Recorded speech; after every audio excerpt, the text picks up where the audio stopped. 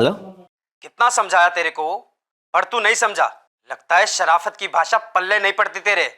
कौन है आप? शेख हूँ। कितनी बार बोला बे, सीधी तरह मान जा, छोड़ दे मनीषा को, वरना अपुन तेरे को नहीं छोड़ेगा। मनीषा आपको जानती तक नहीं, आप क्यों उसके पीछे पड़े हैं? जानता तो तू नहीं है अपुन को, ज्यादा शान पट्टी मत कर। छोड़ दे मनीषा को, वो तुझे पसंद नहीं करती है। अपुन उसको बहन मानता है, उसको तेरे से प्रॉब्लम है, इसलिए अपुन को तेरे से प्रॉब्लम है, समझा? देखिए मैंने पूछा है मनीषा से, वो तेरे को क्या लगता है अपुन मजाक कर रहा है? छोड़ दे मनीषा को, वरना जिंदगी तेरा साथ छोड़ देगी। अपुन लास्ट वार्निंग दे रहा तेरे को। अरे जल्दी करो पुनीत, 8:15 होने को है, लेट हो जाएंगे। 1 मिनट मनीषा। क्या हुआ? फिर से उसी का फोन था मुंबई से। कौन है ये शेख जो तुमको अपनी बहन मानता है? कितनी बार कहूँ पुनीत, मैं किसी शेख को नहीं जानती, और मैं तो कभी मुंबई गई नहीं हूँ। मुझे लगता है कोई पागल ही जो मजाक कर रहा है। पिछले 4 दिनों से लगातार फोन कर रहा है ये पागल, और हर बार वही धमकी। कहता है कि तुम मेरे साथ रहना नहीं चाहती, तुम्हें छोड़ दूं, वरना अपने आप को मुंबई का डॉन कहता है। एक आदमी जो अपने आप को शेख बता रहा था, वो पुनीत मकवाना को फोन पर धमकी दे रहा था कि पुनीत अपनी पत्नी मनीषा से अलग हो जाए, और खुद को वो मनीषा का मुंह बोला भाई बता रहा था। लेकिन मनीषा का कहना था कि वो शेख नाम के किसी आदमी को नहीं जानती। धमकियों का ये सिलसिला बढ़ता चला गया, और पुनीत के अलावा उसके पिता को भी ये धमकी भरे फोन कॉल आने लगे।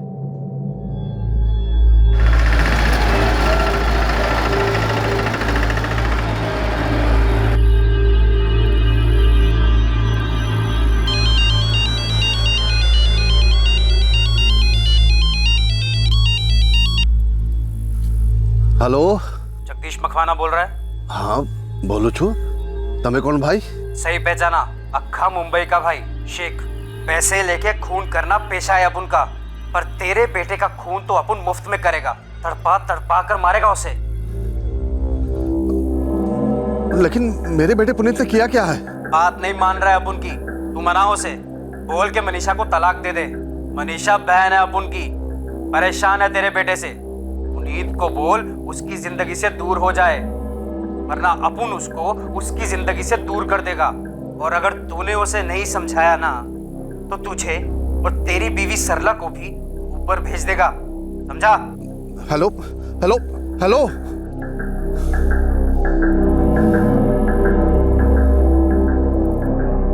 पर बेटा ये आदमी है कौन? बापूजी मैं सच कह रहा हूँ, मैं और मनीषा कुछ भी नहीं जानते इस आदमी के बारे में। पता नहीं कौन है और क्यों ये सब कर रहा है।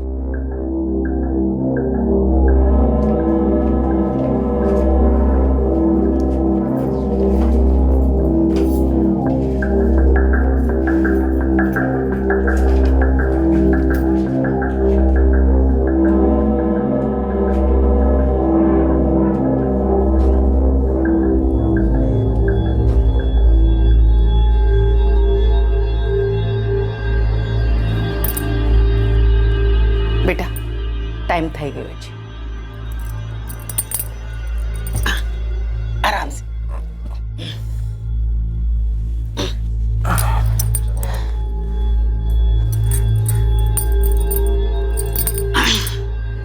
बेटा हाशती रखती हूँ, हो जाएगा तो बता देना।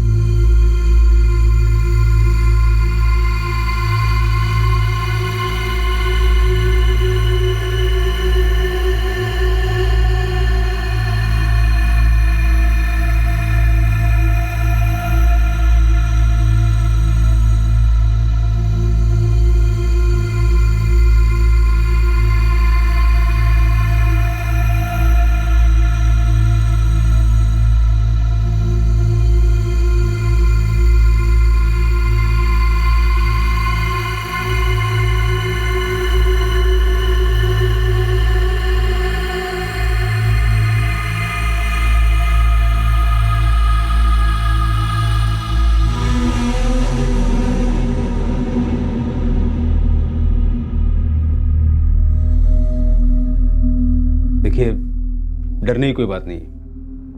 कोई पागल है, मजाक कर रहा है। पागल तो हम लोग हो गए हैं सर। पिछले 7 दिन से लगातार फोन कर रहा है, और उसकी धमकियां बढ़ती जा रही हैं सर।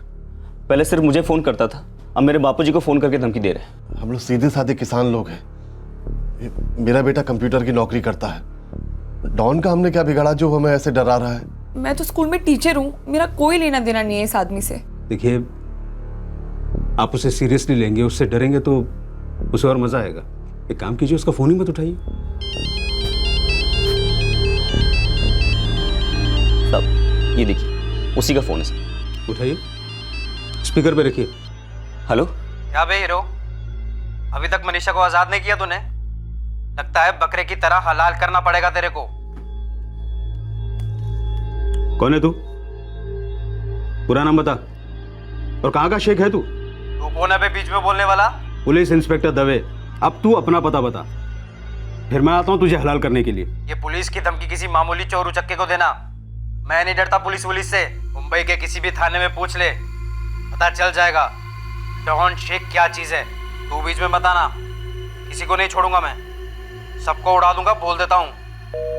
हेलो, देखिए ये कोई डॉन वॉन नहीं है। ऐसे लोग सिर्फ कागज के शेर होते हैं, फोन पर धमकी दे सकते हैं, हकीकत में कुछ करने की हिम्मत नहीं होती इनके अंदर। कुछ दिनों बाद थक कर अपने आप फोन करना बंद कर दे।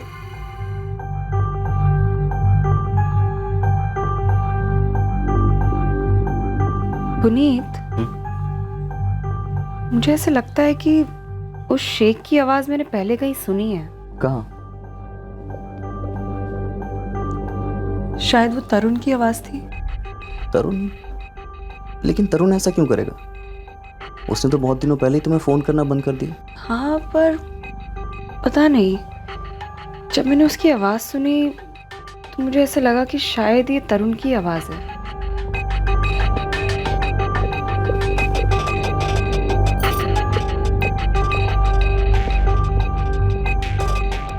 पुनीत, मनीषा और उनके परिवार ने उस नंबर से आए कॉल्स को उठाना बंद कर दिया, लेकिन फिर भी कॉल्स आने बंद नहीं हुए। उसके लगभग एक हफ्ते के बाद पुनीत को उसी नंबर से एक मैसेज आया, फिर एक धमकी मिली, और इस बार मिली धमकी एक पहेली में लिपटी हुई थी।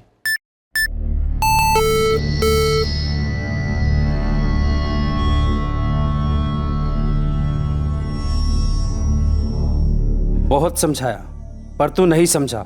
मनीषा को तूने नहीं छोड़ा, अब तो भुगतेगा। देखना कैसा धमाका होता है।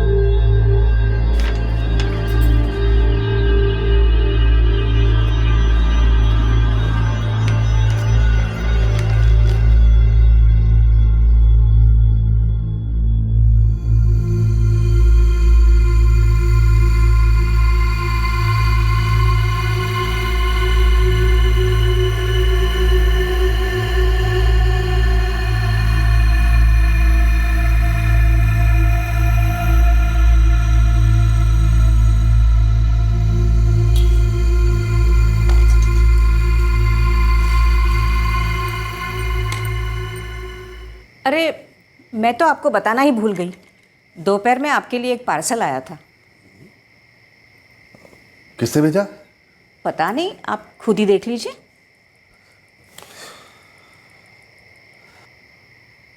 बीज आया है, काफी जल्दी आ गया। अभी तो ऑर्डर दिया था। चलो खाने के बाद देखते हैं।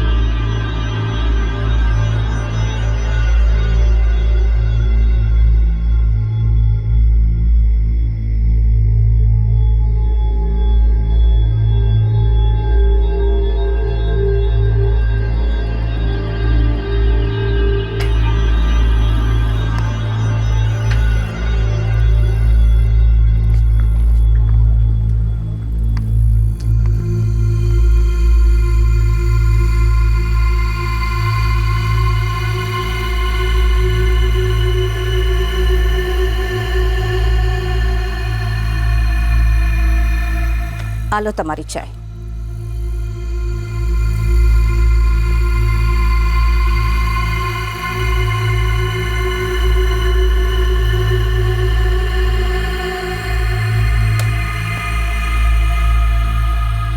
अरे सांभळो छो, आपने अभी तक बीज नहीं निकाले। अरे भूल ही गए हो। एक काम करो, तुम ही निकाल लो और जब भी खेत जाओ तो याद से दे देना मुझे। हाँ ठीक छे।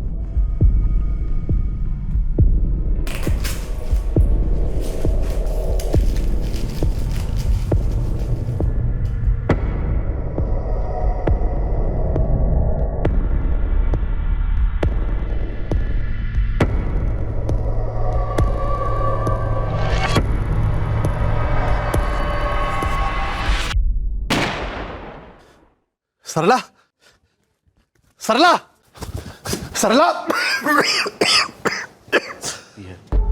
सर, लोकल पुलिस उस घर में पहुंच चुकी है जहां पे बॉम्ब ब्लास्ट हुआ था, मुनारिया गांव। तुम फोरेंसिक टीम लेकर वहीं जाओ और लोकल पुलिस से इस केस की पूरी डिटेल ले लो। मैं हॉस्पिटल जाकर विक्टिम के घर वालों से बात करता हूँ। Yes sir. साहब, एक पार्सल आया था। किसके नाम पर? साहब, पार्सल पे तो मेरा ही नाम लिखा था। मुझे लगा बीज आए हैं और उस पे भी यही लिखा था। फिर? पार्सल कल दोपहर में आया था। सरला उसे आज सुबह खोलने गई। मैं बाहर बैठा आंगन में चाय पी रहा था। साहब, मैं दौड़ा दौड़ा अंदर गया। अंदर धुआं ही धुआं भरा था और सरला जख्मी पड़ी हुई थी।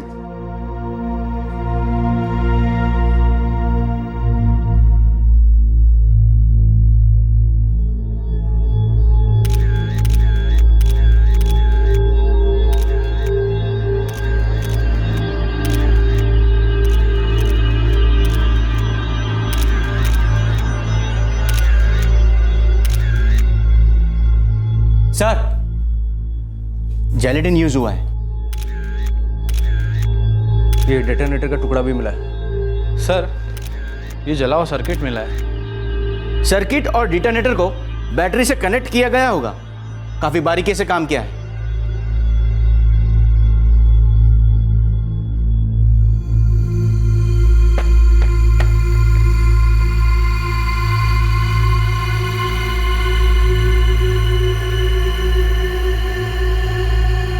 सर, प्राइमरी फाइंडिंग से तो ये पार्सल बॉम्ब लग रहा है और एक्सप्लोजन के लिए जेलेटिन यूज किया गया है। ये बॉम्ब असेंबल्ड बॉम्ब था क्या?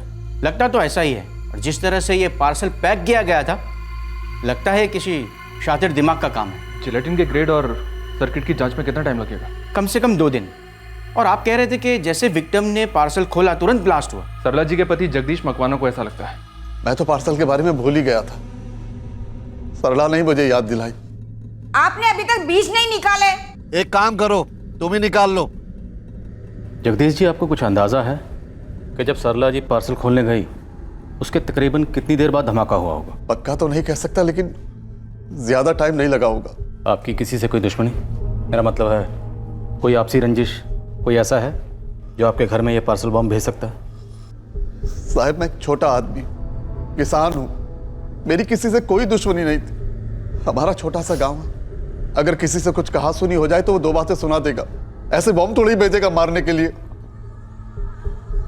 साहब, दरअसल पिछले कुछ दिनों से मुझे और बापूजी को भी फोन पर धमकी मिल रही थी।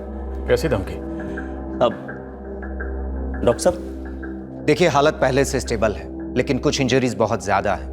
कुछ कट्स तो बहुत डीप है और आंख में भी इंजरी है। कोई डरने वाली बात तो नहीं है ना डॉक्टर? है भी और नहीं भी, लेकिन इलाज बहुत लंबा चलेगा और प्लास्टिक सर्जरी भी होगी। प्लास्टिक सर्जरी क्यों? उनके दाएं हाथ की 3 उंगलियां बहुत बुरी तरह जल चुकी हैं, समझिए खत्म ही हो गई है। पुनीत, आप कह रहे थे कि फ़ोन करके कोई आपको धमका रहा था। हाँ सर, कोई शेख नाम का आदमी है, काफ़ी समय से फ़ोन करके हमें धमकी दे रहा था। मुनारिया प्लस थाने में हम लोग कंप्लेन कराने भी गए थे। फिर सर वहाँ के इंस्पेक्टर ने कहा कि हम उसका फ़ोन उठाना बंद कर दें। हम लोगों ने वैसे ही किया और पिछले हफ्ते एक बार फिर उसका मैसेज आया। क्या लिखा था मैसेज में? मैं आपको मैसेज दिखाता हूँ सर। बहुत समझाया पर तू नहीं समझा।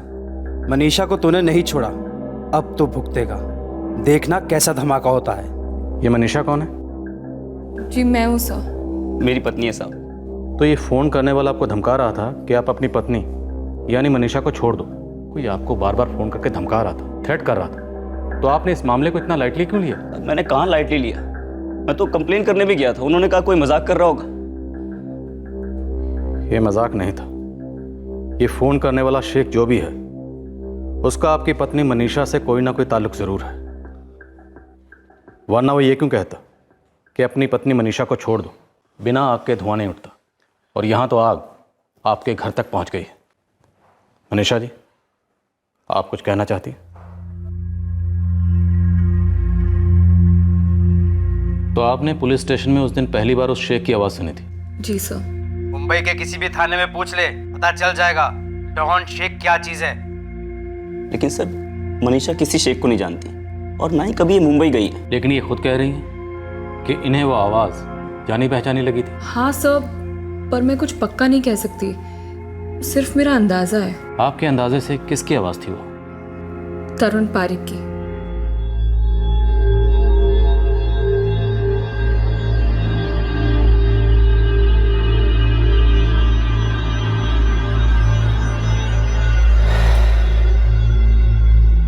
कौन है तरुण पारिक?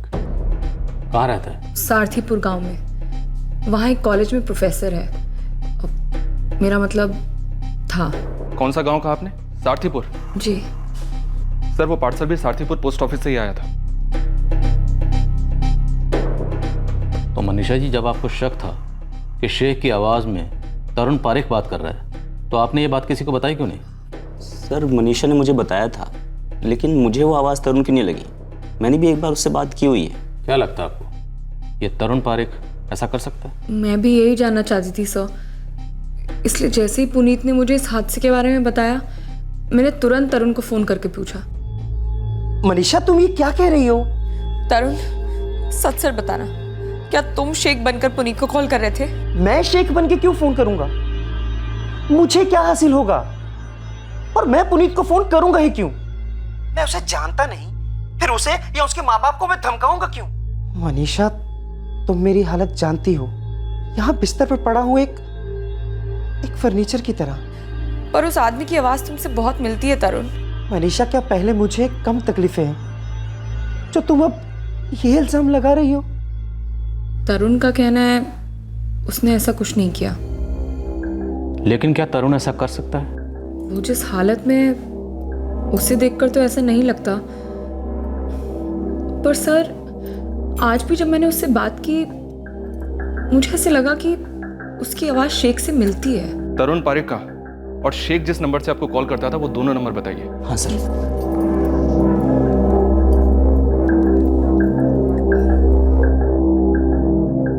उस शेख की आवाज़ का तरुण से मिलना और जिस पार्सल में बॉम्ब आया था, उस पार्सल पर सारथीपुर यानी तरुण के गांव की स्टैम्प का होना, मतलब साफ है तरुण का इस केस से कोई ना कोई कनेक्शन जरूर है, और आपका तरुण पारिक से। तरुण और मनीषा का एक अतीत था।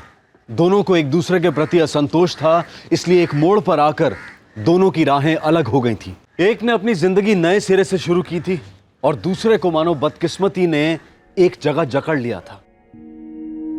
तरुण की हालत हमेशा से ऐसी नहीं थी। 1 साल पहले तक वो एक नॉर्मल जिंदगी जी रहा था, चल फिर सकता था, शादी करके सेटल होना चाहता था, और इसी के लिए तरुण और मनीषा की मुलाकात हुई थी। 1 साल पहले जुलाई 2011 में मैं पहली बार तरुण से मिली थी। वो अपने बापूजी के साथ मेरे घर आया था मुझे देखने।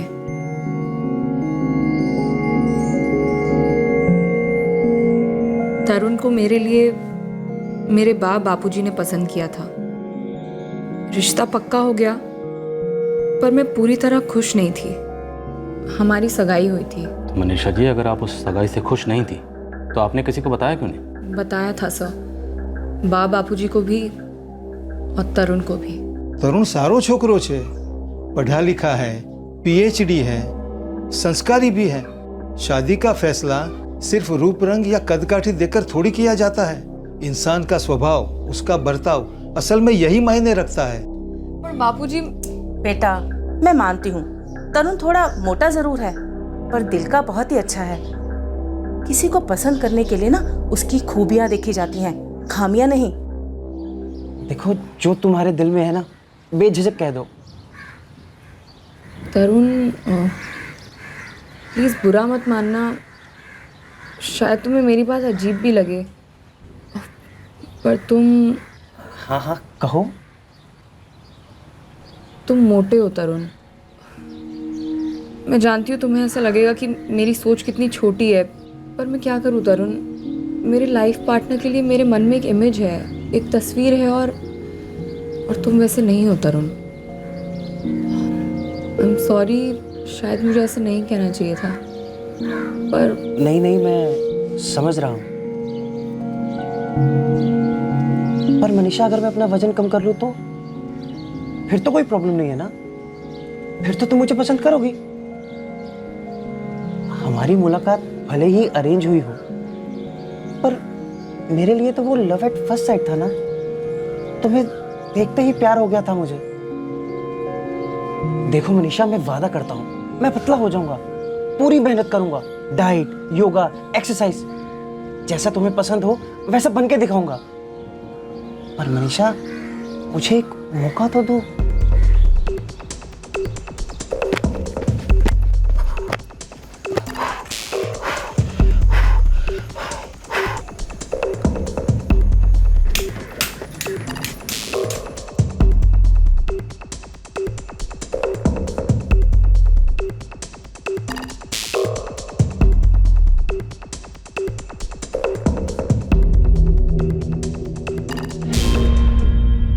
तरुण काफ़ी मेहनत कर रहा था, वजन घटाने का जुनून सवार था उस पर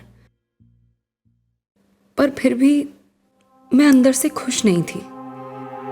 लेकिन मैं ये कह नहीं पाई। वो खुश था, पर मुझे अभी भी ये रिश्ता एक समझौता लग रहा था। और उसके बाद कुछ ऐसा हुआ जो हमने कभी नहीं सोचा था। क्या?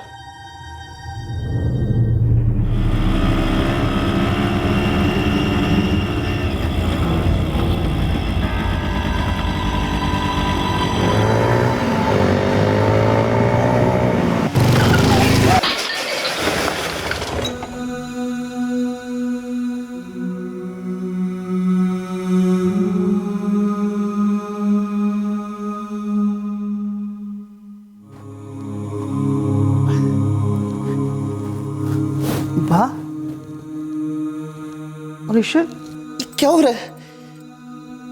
मेरे पैर हिल क्यों नहीं रहे? बेटा, थोड़ा सब्र कर, सब ठीक हो जाएगा। नहीं, मुझे हुआ क्या है? डॉक्टर ने कुछ बताया? मुझे मेरे पैर फील क्यों नहीं हो रहे? मेरे पैर हिल क्यों नहीं रहे? बेटा, ठीक हो जाएगा, सब ठीक हो जाएगा। देखिए, उसकी रीढ़ की हड्डी बुरी तरह से डैमेज हो चुकी है।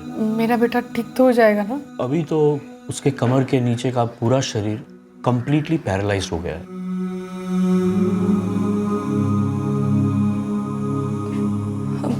डॉक्टर, तरुण फिर से चल तो पाएगा ना? वेल, अभी कुछ कह नहीं सकते। हाँ, रेगुलर मेडिकेशन और फिजियोथेरेपी ट्रीटमेंट से थोड़ी थोड़ी इम्प्रूवमेंट ज़रूर हो सकती है, लेकिन पहले की तरह चलना फिरना वो तो ऑलमोस्ट नामुमकिन सा लग रहा है मुझे। मैं तेरी मुश्किल समझ सकता हूँ, पर तू अपने पर कोई बोझ मत रखना। तेरी जिंदगी का फैसला है ये, मजबूरी से नहीं, मर्जी से लेना। तू जो भी फैसला लेगी ना, उसमें हम तेरा साथ देंगे।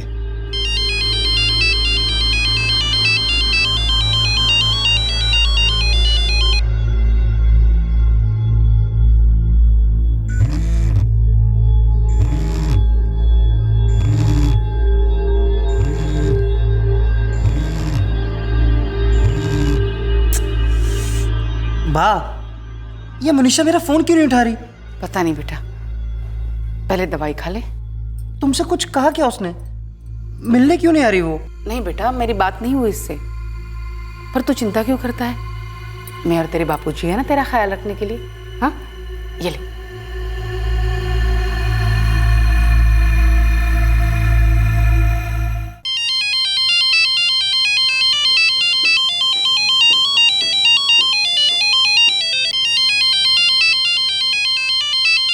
आखिर मैं कब तक उसका फोन नहीं उठाती। मैंने तय कर लिया, उसे सब कुछ साफ साफ बता दूंगी। हेलो मनीषा, इतने दिनों से फोन क्यों नहीं उठा रही थी मेरा? तरुण, वो मैं... अच्छा ठीक है, तुम्हें जो भी कहना है ना यहाँ आके कहो। तुम तो जानती हो मुझे तुम्हारे साथ की कितनी ज़रूरत है, और तुम साथ दोगी ना तो मैं जल्दी ठीक हो जाऊंगा। तरुण, मैं सगाई तोड़ रही हूँ। मनीषा प्लीज ऐसा मत कहो। तरुण सॉरी, पर मैं तुमसे शादी नहीं कर सकती। मनीषा, मैंने तुम्हारी खुशी के लिए सब कुछ किया, फिर भी तुम मुझे छोड़ रही हो, वो भी इस हालत में। प्लीज तरुण, चीजों को सिर्फ अपने नजरिए से मत देखो, वरना तुम मुझे समझ नहीं पाओगे। तरुण, मैं तुमसे शादी करना ही नहीं चाहती थी, और मैंने कोशिश की थी, पर सच तो ये कि मैं आज तक हमारे रिश्ते को दिल से अपना ही नहीं पाई हूँ। जैसा तुम चाहती थी वैसा बनने की कोशिश में लगा हुआ था ना मैं। अब नसीब खराब था, ये एक्सीडेंट हो गया। सोचो मनीषा, अगर ये हादसा तुम्हारे साथ होता तो मैं तुम्हें कभी भी इस तरह नहीं छोड़ता, ये तुम भी जानती हो। प्लीज तरुण, तुम्हारे साथ जो हुआ है उसका दुख है मुझे, पर मैंने बहुत सोच समझ के ये फैसला लिया है। मेरी खुशी नहीं है इस रिश्ते में तरुण, इसलिए अच्छा यही होगा कि हम इस रिश्ते को यहीं खत्म कर दें। हम दोनों के लिए यही ठीक रहेगा। I am sorry, but please मुझे दोबारा कॉल मत करना। बाय। मनीषा,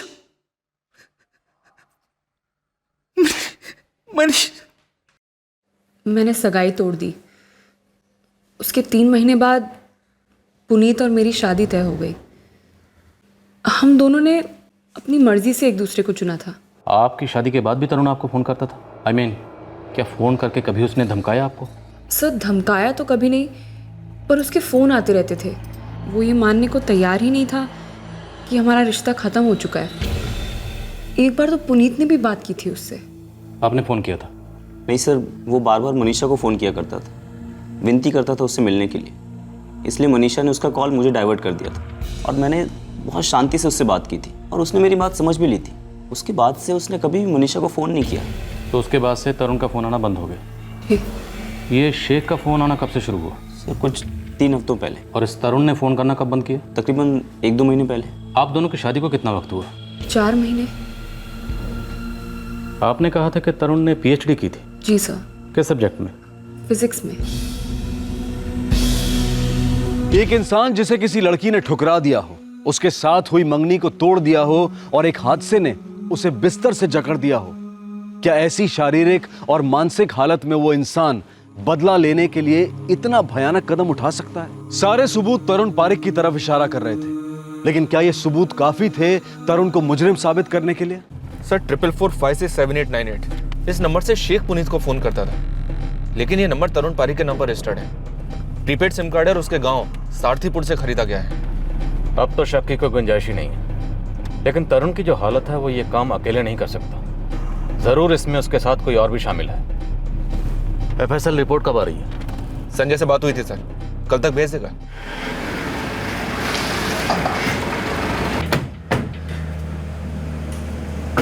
ना साहब जी ना, पहले तो मनीषा ने मेरे दिकरे के साथ सगाई तोड़ दी, और उस पे अब ये इल्जाम लगा रही है। मारो दिकरो बेचारो, वो तो अपने बिस्तर से उठ भी नहीं सकता, वो ये सब कैसे कर सकता है? आप ही जरा सोचिए साहब। जी, सोचने वाली बात तो है कि आखिर तरुण ने ये सब कैसे किया होगा, पर बेहतर यही होगा कि ये बात हम एक बार तरुण से पूछ लें।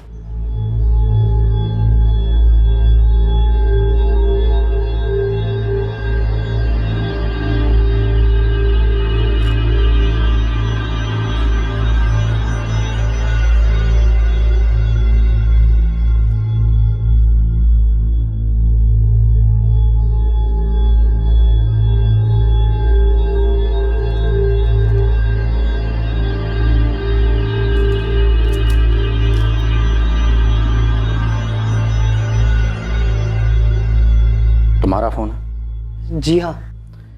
इस फ़ोन के अलावा कोई दूसरा फ़ोन भी है? जी नहीं।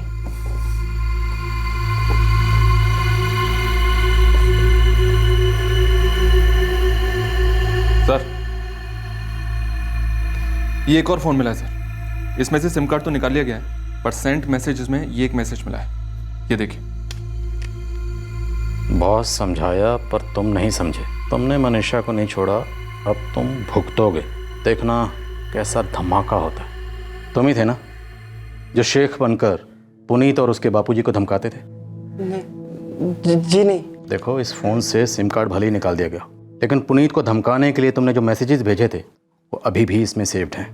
होगा, पर मैंने वो मैसेज सेंड नहीं किया। देखो तरुण, झूठ बोलने का कोई फायदा नहीं, क्योंकि हम जानते हैं जगदीश मकवाना के घर में जो धमाका हुआ था उसमें तुम्हारा हाथ है। पर सर, मैं ऐसा क्यों करूंगा? और अगर करना भी चाहूं तो कैसे कर सकता हूं? मेरा बेटा बिस्तर से उठ भी नहीं सकता। जी साहब, ये बिस्तर ही इसकी दुनिया बन गई है। इसे छोटे से छोटे काम के लिए भी उसकी बाकी मदद की जरूरत पड़ती है। मदद तो किसी ने जरूर की है। तरुण, किस क्राइम में? बोलो तरुण, तुम्हारे साथ इस क्राइम में और कौन शामिल था? मैं पहले भी कह चुका हूं ना, मैंने किसी को फोन किया ना मैसेज। मुझे जबरदस्ती फंसाया जा रहा है सर। तुमने पीएचडी की है ना फिजिक्स में? जी। तो बॉम्ब बनाना तुम्हारे लिए कोई मुश्किल काम नहीं रहा होगा? बॉम्ब बनाने के लिए पीएचडी होने की जरूरत नहीं है सर। इंटरनेट पे तो सारी इंफॉर्मेशन अवेलेबल है। आप जानते हैं, साबुन से भी बम बन सकता है। काफी अच्छी रिसर्च कर रखी है तुमने बम बनाने पर तुमने साबुन का नहीं, जेलेटिन का इस्तेमाल किया था। मैंने कुछ नहीं किया सर, मुझे फंसाया जा रहा है। संघवी, गोविंद और नरेश 24 घंटे इस घर पर पहरा देंगे और आपका बेटा इस घर में नजरबंद रहेगा। साहब, मेरा बेटा निर्दोष है। जी नहीं, उसकी हालत का लिहाज करते हुए हम पूछताछ में उससे सख्ती नहीं बरत रहे और ना ही उसे अरेस्ट करके जेल ले जा रहे हैं, लेकिन इसका मतलब यह नहीं है कि वो निर्दोष है। मैं आपको कैसे यकीन दिलाऊं? वो ऐसा नहीं कर सकता। हाँ साहब, वो बाथरूम तक 4 कदम चल के नहीं जा सकता। क्या तरुण कभी घर पे अकेला होता है? साहब, मैं तो सुबह से खेत में चले जाता हूँ, दोपहर तक यही उसका ख्याल रखती है और दोपहर में ये मुझे मदद करने खेत में चली आती है। मैं सच कहता हूँ साहब, मेरे बेटे की तो तकदीर ही फूटी हुई है। वो किसी को धमकी क्या देगा? और बम बनाने का तो सवाल ही नहीं उठता। सवाल तो उठ रहे हैं श्यामलाल जी, और जवाब भी हम ढूंढते रहेंगे। अगली बार जब हम यहाँ आएंगे तो पुख्ता सबूत के साथ आएंगे।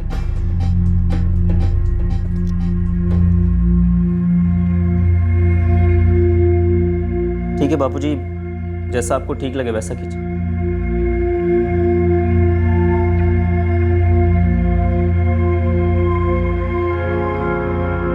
प्लास्टिक सर्जरी का खर्चा बहुत ज़्यादा है, हम इतना खर्चा नहीं उठा सकते। तो अब बापूजी कह रहे थे कि फिलहाल बा को घर ले आते हैं, बाद में देखेंगे कैसे करना है। मुझे अब भी विश्वास नहीं हो रहा है कि तरुण ने तुम्हारे बा और बापूजी को मारने की कोशिश की। उनसे क्या दुश्मनी थी उसकी? तुमने उसे छोड़ दिया था तो वो ये बात बर्दाश्त नहीं कर पाया होगा। नफरत इंसान से कुछ भी करा सकती है। माना कि वो तकलीफ में है, पर हमें तकलीफ देके उसकी तकलीफ कम हो जाती क्या?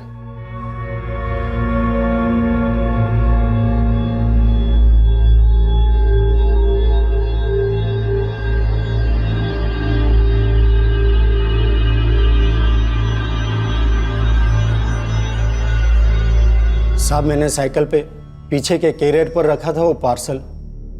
अब तो सोचकर भी कांप उठता हूँ, कितना किलोमीटर घुमा मैं वो बॉम्ब लेकर। उस पार्सल पर कोई वायर बंधा हुआ था क्या? जी नहीं साहब, वो पार्सल सीधा पोस्ट ऑफिस में आया था, वहीं से मुझे दिया गया। अगर ऐसा कुछ होता तो किसी का तो ध्यान जाता ना। जिलेटिन ग्रेड 2 का इस्तेमाल हुआ था और सर्किट डिटोनेटर से अटैच था। पूरा दिन पार्सल उनके घर पे रहा। अगले दिन जब उनकी पत्नी सरला ने उसे खोला तब धमाका हुआ। मतलब डेटोनेटर और बैटरी के बीच पेपर या ऐसी कोई चीज रखी होगी। बॉक्स खोलते वक्त वो पेपर वहां से हट गया होगा। सर्किट कंप्लीट हो गई, डिटोनेटर एक्टिव हो गया और जिलेटिन ब्लास्ट हो गया। लेकिन तरुण को यह जिलेटिन मिला कहाँ से होगा? इतना पावरफुल एक्सप्लोजिव इतनी आसानी से तो नहीं मिलना चाहिए। राइट सर, ग्रेड 2 का जिलेटिन इस्तेमाल हुआ था, जो आमतौर पर माइनिंग साइट पर विस्फोट करने के लिए इस्तेमाल होता है या प्लिंथ बनाते वक्त कंस्ट्रक्शन साइट पे। तो इसे बेचने के लिए लाइसेंस की जरूरत पड़ती होगी और खरीदने के लिए परमिशन की? बिल्कुल, डिस्ट्रिक्ट मजिस्ट्रेट से रिटर्न परमिशन मिलने के बाद ही कोई इसे खरीद सकता है, वो भी सिर्फ लाइसेंस डीलर से। मतलब किसी डीलर ने इलीगली बेचा होगा तरुण को, और कोई है जिसने ये सब तरुण के लिए अरेंज किया होगा। आखिर इस धमाके को अंजाम देने में तरुण की मदद किसने की थी? एक तरफ पुलिस तरुण के खिलाफ सबूत इकट्ठा करने में जुट गई थी और दूसरी तरफ ये धमाके की खबर आग की तरह आसपास के गांव में फैल गई थी। छोटे से गांव में घटी इस अकल्पनीय घटना की गांव वालों में चर्चा होने लगी थी और अगला क्लू गांव के ही एक आदमी से मिला। नमस्कार साहब, सूरज ठक्कर बोलू छू, सारथीपुर गांव का सरपंच। हाँ सरपंच साहब बोलिए। साहब ये मुन्नरिया गांव में जो बॉम्ब फटा ना, उसके बारे में आपके साथ बातचीत करनी थी। जी कहिए। सर हमारे गांव में दो लड़के हैं, करण सोलंकी और रोशन सोनी। ये दोनों इस धमाके के बारे में कुछ जानते हैं। जैसे ही गांव में खबर फैली, ये दोनों लड़के सामने से चलकर मेरे पास आए। बहुत घबराए हुए बेचारे दोनों। करण, रोशन, डरने की जरूरत नहीं। तुम लोग जो कुछ भी जानते हो सब कुछ सच सच बताओ। तरुण सर हमारी कॉलेज में पढ़ाते थे, हम उनकी बहुत रिस्पेक्ट करते थे, फेवरेट सर थे वो हमारे। क्या तुम दोनों ने तरुण की बॉम्ब बनाने में मदद की थी? नहीं सर। तरुण सर के साथ जो एक्सीडेंट हुआ था, हमें उसके बारे में पता था, तो हम कभी कभार उनके घर जाया करते थे उनका हाल चाल पूछने के लिए। फिर एक आध महीने पहले उन्होंने हमें अपने घर बुलाया। रोशन, करण, मुझे तुम दोनों की मदद चाहिए। बोलिए ना सर, शू करवाना चाहिए? तुम दोनों होशियार हो, तुम ही मेरा ये काम कर सकते हो। जिलेटिन? पर ये तुमको क्यों चाहिए? अरे हमने नहीं, तरुण सर को चाहिए। तरुण पारेख ने। तरुण पारेख? पर शा माटे? वो उन्हें घर के पीछे बोरवेल खोदना है, उसके लिए छोटा ब्लास्ट करना है। ये फटाकड़ा नहीं है कि ऐसे ही मिल जाए। इसको खरीदने के लिए पहले परमिशन लेटर लगता है और हमको भी ये रजिस्टर बनाना पड़ता है कि हमने किसको क्या सामान बेचा, और डिस्ट्रिक्ट मजिस्ट्रेट को दिखाना पड़ता है। लेकिन सर ने तो मैं से कुछ बताया नहीं था। पर गोपाल भाई, तरुण सर तो कॉलेज के प्रोफेसर है, गांव में सब जानते हो उन्हें, आप भी उनको जानते हो और आपको उनकी तबीयत के बारे में भी पता होगा। वो बेचारे लेटर के लिए कहाँ भाग दौड़ करेंगे? आप ही कुछ देख लो ना। ठीक है, रुको मैं लाता हूँ। सर सौगन खाने को जो हमें नहीं पता था तरुण सर बॉम्ब बनाने के लिए सामान मंगवा रहे थे। फिर तुम्हें कैसे पता चला कि तरुण ने जो सामान मंगवाया था वो बॉम्ब बनाने के लिए मंगवाया था? हमने पेपर में पढ़ा था, ये धमाका मुनारिया गांव में हुआ था, किसी जगदीश मकवाना के घर। तो जगदीश मकवाना 46 मुनारिया गांव, बीजूपुर तालुका। एक काम करो रोशन, एड्रेस को गुजराती में भी लिख दो, और हाँ ऊपर वाली साइड पे बीज लिख देना ताकि जगदीश भाई को भी मालूम पड़े हमने उनके लिए क्या भेजा है।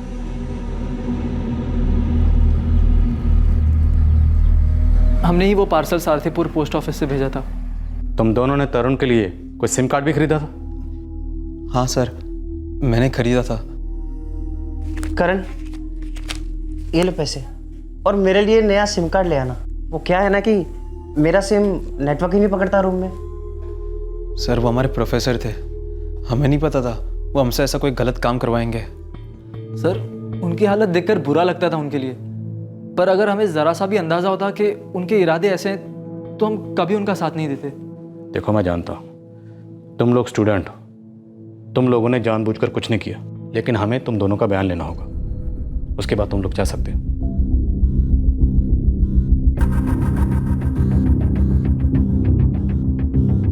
सॉरी साहब, गलती हो गई साहब, माफ कर दो ना साहब। साहब तरुण पारेख जैसा आदमी ऐसे काम के लिए जिलेटिन मांग रहा होगा, ये तो मैं सपने में भी नहीं सोच सकता साहब। कोई बात नहीं, एक बार जेल जाएगा ना तो कोई भी लापरवाही करने से पहले 10 बार सोचेगा। चलो।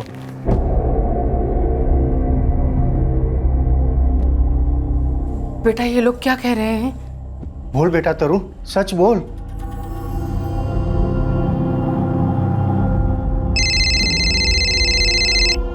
हेलो, कितनी बार बोला बे? छोड़ दे मनीषा को। लेकिन मेरे बेटे पुनीत ने किया क्या है? मनीषा बहन है अब उनकी। पुनीत को बोल उसकी जिंदगी से दूर हो जाए। कौन है तू? मुंबई के किसी भी थाने में पूछ ले, पता चल जाएगा। सबको उड़ा दूंगा, बोल देता हूँ। बहुत समझाया पर तू नहीं समझा, अब तो भुगतेगा। देखना कैसा धमाका होता है।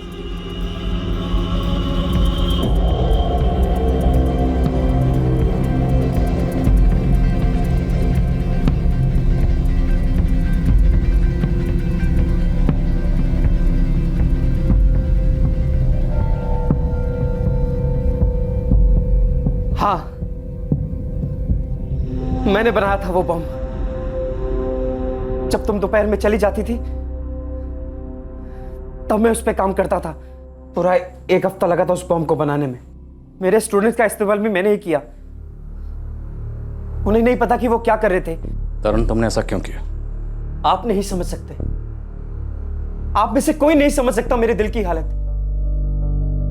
मैं बिखर चुका था। मुझे बहुत गुस्सा था मनीषा पर। क्यों? क्योंकि उसने तुम्हारे साथ सगाई तोड़ दी थी? हाँ, मैं मोटा था इसलिए उसे पसंद नहीं था, पर उसकी खुशी के लिए कोशिश कर रहा था ना पतले होने की। पूरी मेहनत कर रहा था। पर एक्सीडेंट के बाद जब मेरी ये हालत हो गई, वो मुझे छोड़कर चली गई। इसमें मेरी क्या गलती थी? लेकिन तरुण, इसमें मनीषा की भी क्या गलती थी? किसी को यूं बीच मझधार में छोड़ देना गलत नहीं है क्या? तरुण, तुम्हारी नाराजगी जायज है, मैं तुम्हारा दुख समझता हूं, लेकिन मनीषा तुमसे अलग होना चाहती थी। ये उसका फैसला था। तुम्हें अच्छा लगे या ना लगे, लेकिन तुम्हें उसका फैसला मानना चाहिए था, एक्सेप्ट करना चाहिए था ना। अगर मैं उसकी जगह होता या वो मेरी जगह होती, मैं ऐसा कभी नहीं करता। मैं नहीं जानता कि मनीषा की जगह तुम होते तो क्या करते, लेकिन इतना जरूर जानता हूं कि तुमने जो किया जुर्म है, संगीन जुर्म। तुम्हें कुछ अंदाजा है तुमने एक बम बनाकर कितनी जिंदगियों को खतरे में डाला? पुनीत की मां की जान जा सकती थी, वो पोस्टमैन जिसने वो पार्सल डिलीवर किया उसकी जान जा सकती थी, या दोनों गांव के किसी एक पोस्ट ऑफिस में वो बम ब्लास्ट हो जाता तो कितने लोग मरते? तुम्हारे स्टूडेंट भी इस हादसे का शिकार हो सकते थे। तुमने अपने अंदर ये जो बेवजह नफरत पाल रखी है ना, ये नफरत तुम्हारे अपनों पर भी भारी पड़ सकती थी। सपोज अगर बम बनाते वक्त वो बम इस घर में, इस कमरे में ब्लास्ट हो जाता तो? तरुण, तुम पढ़े लिखे हो, पीएचडी हो, फिर भी अपने अंदर लगी आग को बाहर आग लगाकर बुझाना चाहते थे। तुम्हारी जिंदगी में अगर किसी बात को लेकर डिप्रेशन था तो किसी अच्छे मनोवैज्ञानिक को कंसल्ट कर सकते थे, या कम से कम अपने माँ बाप से बात करके अपने मन का बोझ हल्का कर सकते थे। तरुण, जो तुम्हारे साथ हुआ उसके लिए मुझे तुमसे हमदर्दी है। तुम्हारी हालत पे तरस भी आता है, लेकिन तुमने जो किया वो गुनाह है, ऐसा गुनाह जिसे नज़रअंदाज नहीं किया जा सकता, और इस गुनाह की सज़ा तुम्हें बाकी क्रिमिनल्स की तरह ही मिलेगी। कल हाउस अरेस्ट खत्म हो जाएगा, हम चार्जशीट फाइल करने वाले हैं। कल हम तरुण को कोर्ट ले जाएंगे और इसकी कस्टडी की डिमांड करेंगे।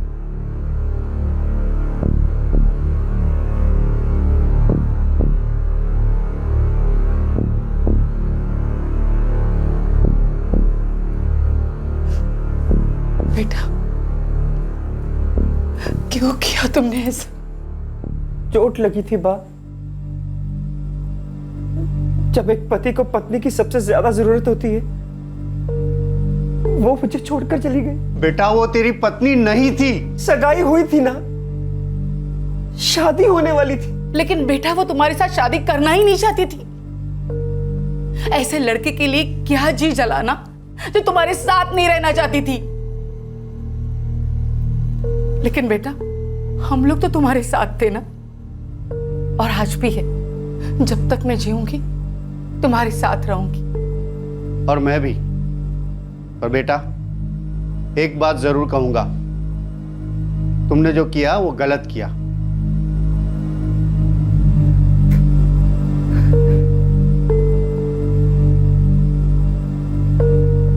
तरुण ने अपना जुर्म कबूल कर लिया है, हमारे पास सबूत है और उन दोनों स्टूडेंट के बयान भी हैं। हमें जल्दी तरुण की कस्टडी मिल जाएगी। तरुण मुझसे गुस्सा था, उसने मेरे सास ससुर पर क्यों हमला किया? वो आपको और आपके परिवार को चोट पहुंचाकर अपने घाव भरना चाहता था। यही सोच अक्सर इंसान को अपराधी बना देती है।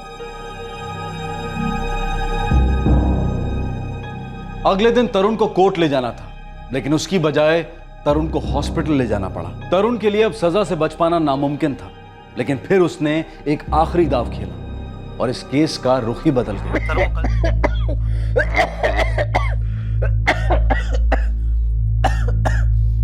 यार नरेश, साहब के जाने के बाद छठी बार वो मीटिंग की उसने। साहब को फोन लगाया गया? मेरे ख्याल से लगाना चाहिए, क्योंकि ऐसी हालत रही तो कल उसे कोर्ट कैसे ले जाएंगे? तरुण की माँ से पूछो, कोई सीरियस बात तो नहीं है? कभी कभी उसे ऐसी उल्टियाँ होती रहती है, भारी दवाइयाँ खानी पड़ती ना, इसलिए। कोई टेंशन वाली बात तो नहीं है? नहीं। चिंता मत कीजिए, कभी कभी ऐसा होता है मेरे साथ। 10-15 बार वो मीटिंग कर चुके हो तुम। मुझे तो आदत है सबकी, 1-2 बार और दवाई लूंगा तो सब तकलीफ दूर हो जाएगी।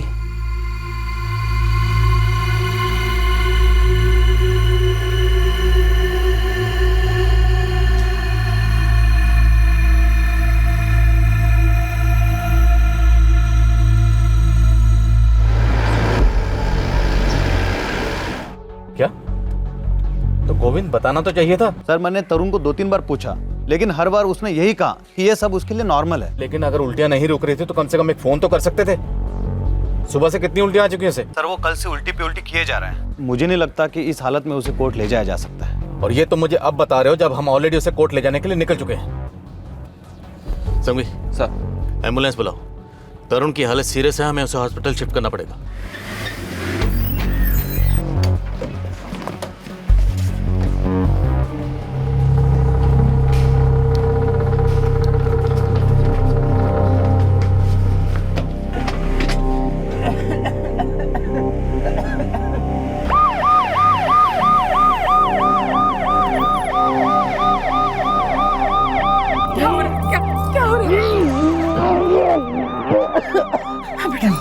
क्या हो रहा है? तरुण देखो, मैं जानता हूँ तुम ये सब कुछ जानबूझ के कर रहे हो। तुम सजा से बचने के लिए ये चालाकी कर रहे हो, लेकिन ये चालाकी नहीं है, बुज़दिली है। सर, मैंने बहुत बड़ा गुनाह किया है सर, जिसकी सजा मुझे मिलनी चाहिए, और वो सजा मैंने खुद को दे दी है सर। तरुण क्या किया तुमने? तरुण, तुमने जानबूझ के कोई गलत दवाई खाई है? सर, मैंने जो गुनाह किया है उसका जिम्मेदार सिर्फ मैं हूं, और मेरी मौत का भी। Sorry sir.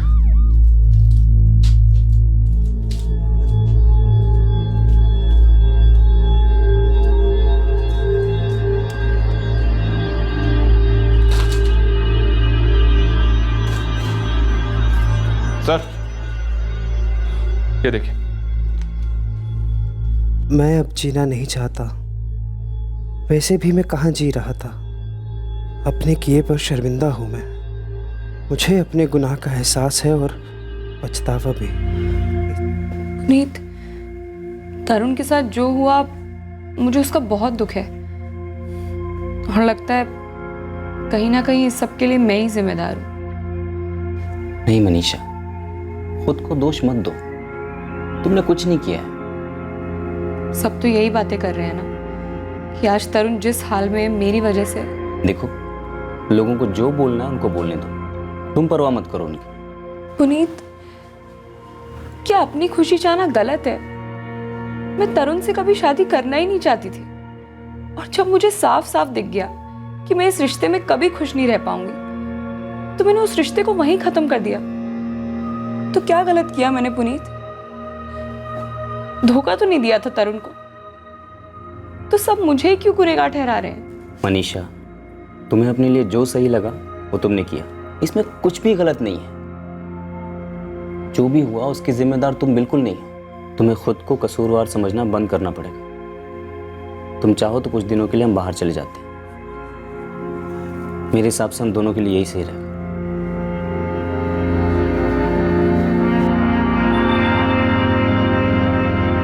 सरलाबेन को लंबे ट्रीटमेंट से गुजरना पड़ा, लेकिन अब उनकी हालत में काफी सुधार है। हालांकि उस धमाके की वजह से उनकी एक आंख का विजन लगभग 20% जा चुका है। एक्सप्लोजिव डीलर गोपाल इस वक्त हिरासत में है। उस पर गैर कानूनी तरीके से विस्फोटक पदार्थ बेचने के चार्जेस लगाए गए। उसे एक्सप्लोजिव एक्ट के तहत बुक किया गया है। मनीषा और पुनीत उस भयानक हादसे को भुलाकर फिर से अपनी जिंदगी को नॉर्मल बनाने की कोशिश कर रहे हैं। तरुण की मौत के साथ ही उसके खिलाफ दर्ज हुआ केस भी बंद कर दिया गया है। तरुण वाकई में एक दुर्भाग्यपूर्ण हादसे का शिकार हुआ था और उसकी जिंदगी का अंत भी दर्दनाक तरीके से हुआ। अगर तरुण चाहता तो वो इस निराशा के भंवर से बाहर निकल सकता था। अपनी हिम्मत और अपने माता पिता के सपोर्ट से वो अपनी जिंदगी को एक नए सिरे से शुरू कर सकता था, लेकिन तरुण ऐसा नहीं कर पाया। वो अपने गुजरे हुए कल को अलविदा नहीं कह पाया, अपने आप को मिले रिजेक्शन को सहन नहीं कर पाया और नफरत और निराशा के दलदल में धंसता चला गया। जब जिंदगी के हमसफर को चुनने की बात आती है तो सबकी अपनी अलग पसंद होती है। हम किसके साथ अपनी जिंदगी गुजारना चाहते हैं, ये फैसला करने का हक हर इंसान को है। मनीषा ने भी अपनी जिंदगी में ऐसा एक फैसला लिया था जिसे अगर तरुण ने मान लिया होता तो ये सब होता ही नहीं। जब कोई इंसान आपकी जिंदगी से चला जाता है, आपसे जुड़ा रिश्ता तोड़ देता है, तो दुखी होना स्वाभाविक है, लेकिन उस दुख को अपने जीने का जरिया बना देने से, अपनी आप बीती पर हर पल शोक मनाने से क्या वो इंसान आपकी जिंदगी में वापस लौट आएगा? नहीं।